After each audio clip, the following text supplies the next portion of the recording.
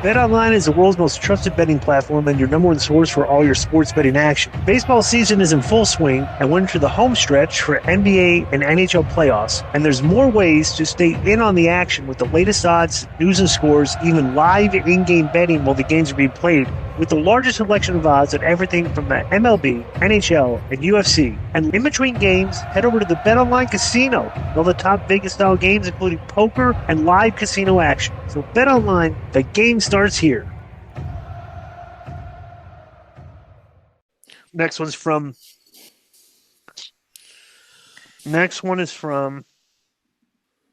Rich Wach. The subject is Brian and your boy Lance Storm.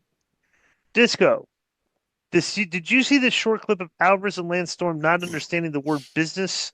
I don't think anyone in pro wrestling understands the word business more than Kevin Nash. Pull that up, Delco Joe. This is an older clip from months ago, by the way. Good. Do you have the clip, Joe? Yeah, it's up now. Ready? Yeah. Mistakes 25 years ago, and they still don't get it. Kevin Nash, actually, I thought this documentary hurt Kevin Nash more than anybody. Because you go into the documentary thinking Russo's an idiot. Okay, he's an idiot. And then you go to the thing and you think Bischoff is, he's an idiot. He had a couple good ideas there, but he's an idiot. And he's an idiot. But then you go into it and everyone's like, that Kevin Nash wasn't a very good wrestler, but man, he was a smart guy. He got this business. Man, you watch this thing, he didn't get the business at all. He didn't get it. I think even more than that, I think for the most part, everybody likes Kevin Nash. Like, he's a really likable guy. Sure. Like, when I worked with him in WCW, it's like, super nice guy, easy to get along with. And I think everybody generally has a positive feeling about Kevin. And I felt in this document, he just came off, I don't give a my check cleared. What's the legacy of WCW? It's like, thanks for the cash. These people made mistakes 25. All right. I got to comment on this.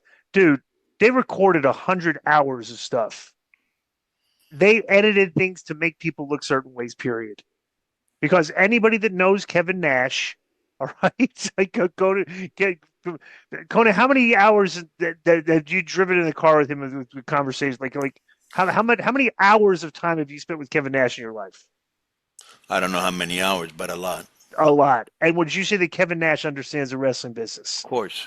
Yeah, so it's like these guys are taking bro, the whole clique. You're right, the whole clique. Hunter, look where he is now. HBK, look where he is now. Yeah. Scott Hall, one of the smartest guys you're ever going to meet. Right? Nash, one of the smartest guys you're ever going to meet. X-Pac knows the business and doesn't get enough credit. All those guys knew the business very well. All right. The one thing I had Nash and Hall taught me a lot, bro. They taught me a lot too, and one of the things that I disagreed with on Kevin and Scott, okay, is like they would always be complaining like how Malenko, Benoit, like these guys were too small, right? I'm like, Kevin, you're 7 feet tall. You are not looking at the other people through the same prism of an average guy's height. I go, Benoit, Malenko, they're not too short. Like to the average person, because their stature is like, like they fight. They like, they get things, but bro, a 7-footer is going to look at a 5'7" guy and say, oh, those guys are just too small. It's like, dude, you're too tall. You know what I'm saying? Like, like seriously, right? So like that was one of the things I thought they used to disagree with Kevin on. But yeah, very smart guy.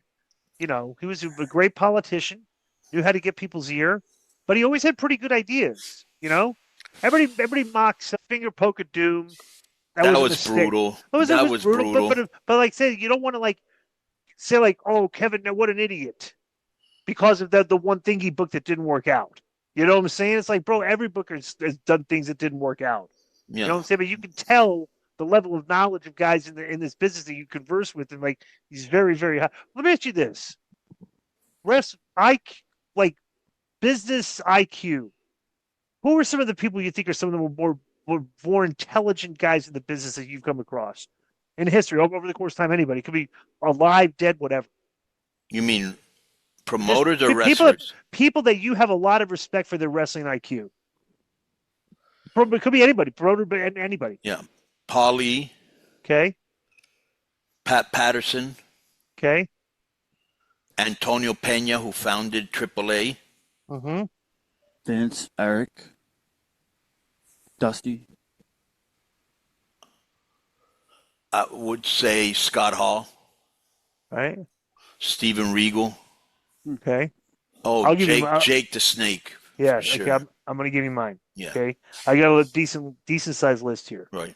Jake and I'll go in the order of throughout Bret my Hart career. is another one. The order throughout my career of people as they influenced me. Right. Right. Jake Roberts. Right. Number 1. He was the first guy. Right. Terry Taylor. Number 2. Second guy. Right. Kevin Sullivan. Yep. Very intelligent. Yep. Ric Flair. Okay. Kevin Nash. Lex Luger. Vince Russo. Dutch, Jarrett. Dutch and Jeff. Yes, those are going to be the final 2. Dutch and Jeff. I actually learned. I learned more. Okay, I learned a lot from Jake about my own, like how to work, like how to do a character work. Right. Okay, I learned a lot of that. However, Jeff and I even as I went through WCW, it didn't take me till after I got out of WCW. And I'd been there for like 6 years. I thought I knew everything you could about the wrestling business. I'd been working on a booking committee with Russo and Ed Ferrara, and I'd done everything, right? I was an agent, all of that. Bro, but when I started sitting in those meetings with Jeff and Dutch, I was learning things that I'd been in the business forever and watched things I never would have even thought of. Mm-hmm. Like that never would have crossed my mind. I was like, wow, that's like, I never would have thought of that. I learned a lot from Jeff and Dutch years into like the business, so that like my later years, they were a huge influence. So yeah, that list is a travesty, DI, because I did not hear you mention Raven, and I believe Raven. Raven, I'll put Raven had a on huge there, yes. hand in the Disco Inferno character, right? So yeah, he deserves a mention. The funniest thing is Mark Madden is trying to say that Disco Inferno character was his idea. And he had nothing to do with it. Yeah. Did you even know him before? No, we did. Yeah, of course. Yeah. But you knew him before you were in WCW, though. Yeah. Oh no, not that. Yeah. He was trying to take credit for the list of 1,000 holds. Oh, okay. Okay, that was absolutely my idea. That everybody kind of collaborated on when we were coming up with the actual list of the names to put on the list.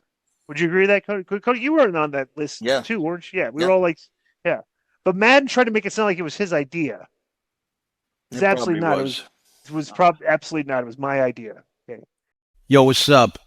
I just want to thank you guys for watching this clip. Don't forget to hit the like button, leave a comment, and subscribe. And join our YouTube membership for hours and hours of exclusive, unedited, uncensored content. And being a member will help you get involved in our upcoming live streams. Thank you for your support. Thank you for riding with us. I know you got a lot of other podcast choices, be it wrestling or other ones. And thank you for picking us. Boom.